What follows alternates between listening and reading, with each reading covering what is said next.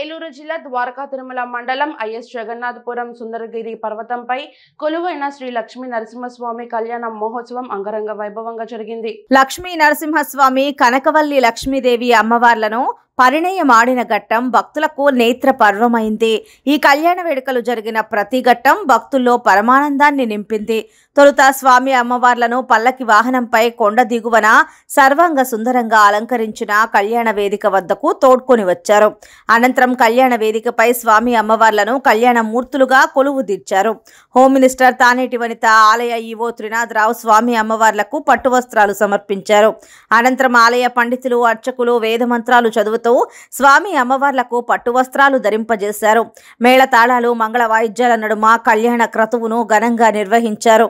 జీలకర్ర, బెల్లం, మాంగళ్య ధారణ, తలంబ్రాలు వంటి కార్యక్రమాలను శాస్త్రోక్తంగా నిర్వహించారు.